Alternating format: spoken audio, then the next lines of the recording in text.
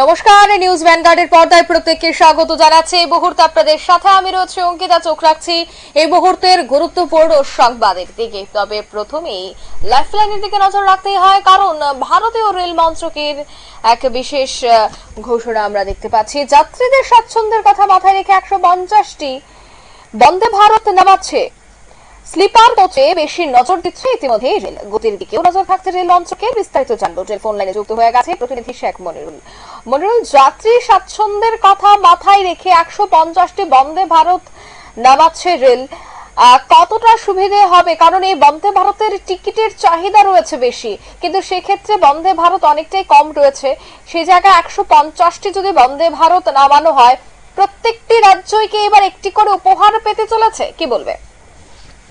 একেবারেই দেখো, বন্দে ভারতের স্লিপার কোচ তো দূরে থাক, এখনো পর্যন্ত যে সিটিং কোচ বন্দে ভারত রয়েছে, সেই বন্দে ভারত ট্রেন কিন্তু সমস্ত রাজ্যে এখনো পৌঁছায়নি।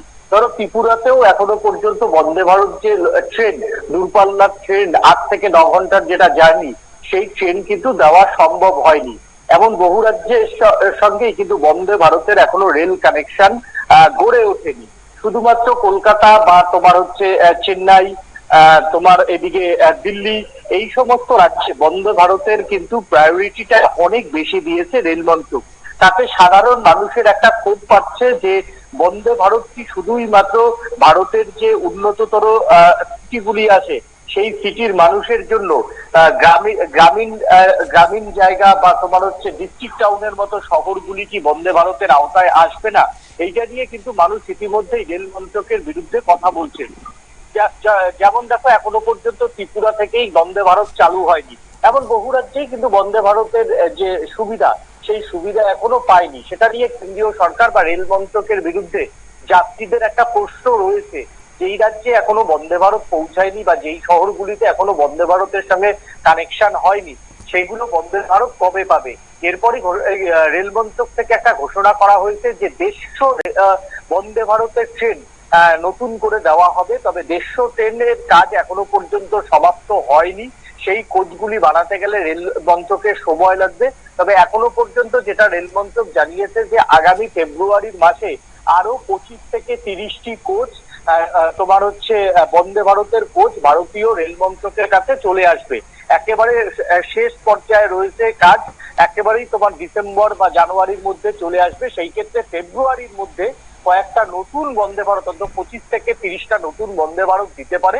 তবে পুজোর পরে অক্টোবর কি নভেম্বরে আরো 5টি বন্দে ভারত ট্রেন ঘোষণা করতে পারে রেল মন্ত্রক।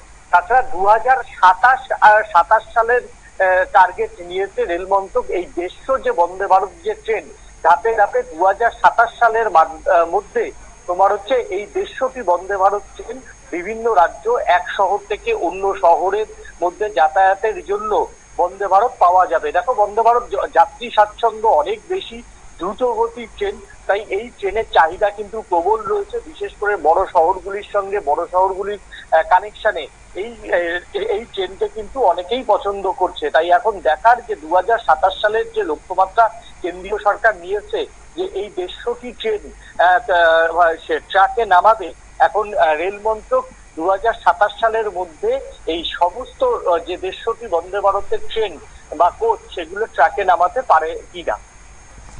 ধন্যবাদ। অর্থাৎ যাত্রী স্বাচ্ছন্দ্যের কথা মাথায় রেখে 150টি যে বন্দে ভারত ট্রেন নামানো হচ্ছে, তাতে কিন্তু প্রায় প্রত্যেকটি রাজ্যে একটি করে উপহার পেতে চলেছে। একটি করে বন্দে ভারত দেওয়া হতে পারে, বা যে সমস্ত রাজ্যে 1 থেকে 2টি রয়েছে সেখানে সংখ্যা বাড়তে পারে। কারণ যেহেতু 150টি সংখ্যাটি কিন্তু নেহাত কম নয়, তাই সেক্ষেত্রে ত্রিপুরাতেও যেহেতু এই মুহূর্তে বন্দে ভারতের জন্য সমস্ত রুটম্যাপ তৈরি হয়ে গেছে এবং রাস্তার পরিকাঠামো উন্নয়নও চলছে, তাই সেক্ষেত্রে ত্রিপুরার ক্ষেত্রেও কিন্তু এই 150টির মধ্যে কটি উপহার আসে তার দিকেও কিন্তু নজর রয়েছে রাজ্যবাসীর।